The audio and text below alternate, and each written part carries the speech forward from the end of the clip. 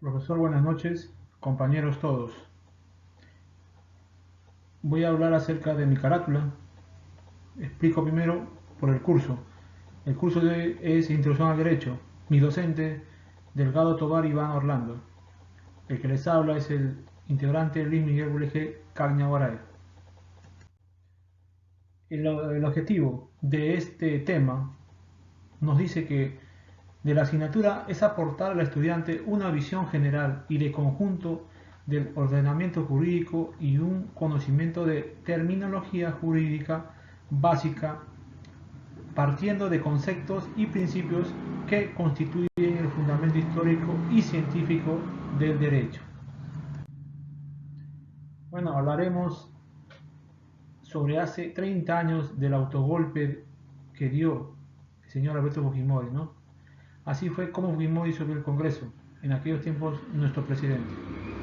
Corría el año 1989 y Perú asistía a la mayor crisis económica de su historia, a la intensa hiperinflación que sumaba la arremetida armada de la guerrilla de Sendero Luminoso, de inspiración maoísta y liderada por Abimel Guzmán, y una profunda desafección ciudadana hacia los partidos políticos tradicionales.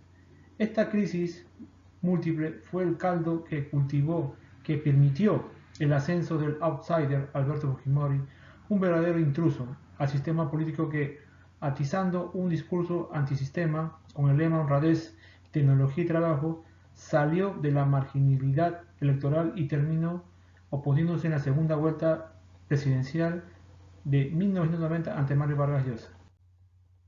En el resto es historia harto conocida. El chino, como también es conocido, aunque su ascendencia japonesa embarcó a Perú en una década de autoritarismo con violaciones sistemáticas a los derechos humanos, a su arremetida frontal contra los grupos guerrilleros Sendero Luminoso y el movimiento revolucionario Tupac Amaru, con una corrupción endémica y la creación de un fujimorismo que todavía persiste en los cimientos del inestable sistema político peruano. En su reciente autobiografía, La palabra del chino, el intruso, el mismo Fujimori reconstruye las condiciones que facilitaron llegar y consolidarse en el poder, siendo la más importante, sin lugar a discusión, el autogolpe de Estado del 5 de abril de 1992, también conocido como el Fujimorazo. Ese día, tras una alocución en cadena nacional, Fujimori suspendió el Poder Judicial, militarizó los medios de comunicación y disolvió el Congreso, un episodio de gran resonancia en América Latina y del que recientemente se conmemoran 30 años. Ahora, el trasfondo del Fujimorazo. Tras las elecciones de 1990, el Congreso peruano seguía siendo bicameral, es decir, se componía de un Senado integrado por 60 legisladores y una Cámara integrada por 180 diputados. En total se conformaba por 240 congresistas, aunque Fujimori ganó la elección presidencial en segunda vuelta con 4.522.563 votos. Su partido Cambio 90 solo alcanzó 14 escaños en el Senado y 32 en la Cámara. Esta débil representación, sumada a la incapacidad de agregar otras fuerzas partidistas, derivó en una relación hostil entre el presidente y el Congreso, al punto que Fujimori llegó a tildar al Congreso como obstruccionista. No obstante, la relación entre Fujimori y el Congreso tuvo leves encuentros, inclusive las mayorías articuladas en torno al partido aprista y el Frente Democrático le aprobaron 3 periodos de facultades legislativas para avanzar en sus reformas económicas de corte neoliberal, conocidas como el Fujishock. Pero esto no fue suficiente para el principio, medio de una guerra contra Sendero Luminoso, donde se registraron violaciones de los derechos humanos, le exigió al Congreso que le aprobara poderes absolutos.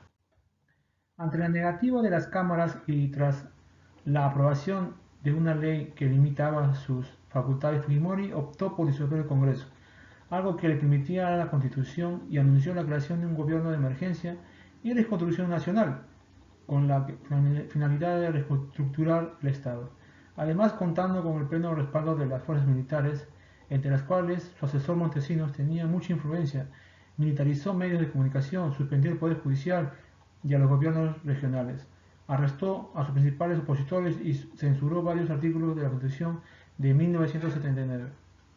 El Fujimorato. Consumado el autogolpe, apoyado por amplios sectores de la población y tras una inmediata reacción por parte de la comunidad internacional, Fujimori se vio presionado a restablecer el orden democrático y convocó una elección para integrar un Congreso constitutivo que diseñara una nueva constitución, pero este solo sería un paso adicional para acrecentar su poder, pues una gran mayoría de los partidos que integraban el disuelto Congreso se abstuvo a participar y esto le permitió al fujimorismo, aunado en cambio 90 y nueva mayoría, obtener con 44 de 80 escaños, una mayoría que el Congreso constituyó democrático. Del constituyente salió el mayor legado de Fujimori, la Constitución de 1993, aprobada mediante un referendo. De esta forma, el intruso liquidó el antiguo sistema de partidos y a los sectores opositores, pues la nueva Constitución amplió sus facultades presidenciales, le otorgó mayor control sobre las fuerzas militares y le permitió ajustar cuentas con el Congreso obstruccionista, ya que instó a sus aliados en el constituyente a convertirlo en un Congreso unicameral con solo 120 miembros. Para 1995, y concentrando todos los poderes, Fujimori se eligió con 4.798.515 votos. Asimismo, su coalición obtuvo mayoría absoluta en el nuevo Congreso. Las secuelas del autogolpe. Cuando se analizan rupturas en el orden institucional o derivas dictatoriales, el Fujimorazo emerge como uno de los episodios más estudiados y lo es en la medida que evidencia sin mayor reserva los riesgos de una relación conflictiva entre un Congreso fuerte y un Ejecutivo autoritario. Además, porque resulta siendo el más exitoso, pues Fujimori se valió de los resquicios de la Constitución vigente en ese momento para liquidar el orden institucional e instaurar un régimen autoritario, a su vez respaldado por uno de los medios en varios procesos electorales. ¿Acaso otro ejemplo conocido del autogolpe fue el instigado el 25 de mayo de 1993 por Jorge Antonio Serrano Elías, a la usanza presidente de Guatemala? Pero este episodio del cierre del Congreso y restricción del Poder Judicial, también conocido como el Serranazo, solo duró unos pocos días y terminó en el exilio del presidente. En contraste con el Fujimorazo, el Serranazo no contó con el respaldo de las fuerzas militares o la ciudadanía. Lo cierto es que el sistema político peruano aún no se logra sacudir del legado del fujimorismo. Este pervive como una fuerza importante en el Congreso y goza de cierto arraigo social para muchos peruanos. El chino fue el presidente que le salvó del terrorismo de Sendero Luminoso y acabó con la hiperinflación. Poco les importa que en ese camino haya liquidado el orden institucional y creado un régimen autoritario y violento. A puerta de cumplir 84 años, Alberto Fujimori, quien fuera el hombre fuerte del Perú, el intruso que llegó de la nada para cambiarlo todo, espera la muerte pagando una condena por crímenes de lesa humanidad. Y tenemos una nota pequeña acá, profesor. El sistema político peruano aún no se logra sacudir del legado del fujimorismo. Este pervive como una fuerza importante en el Congreso y goza de cierto arraigo social. Para muchos peruanos, el chino fue el presidente que lo salvó del terrorismo y Sendero Luminoso y acabó con la hiperinflación. Bueno, profesor, tenemos la referencia bibliográfica de donde obtuve la información y espero que les haya dado de mucha importancia esta información. Gracias.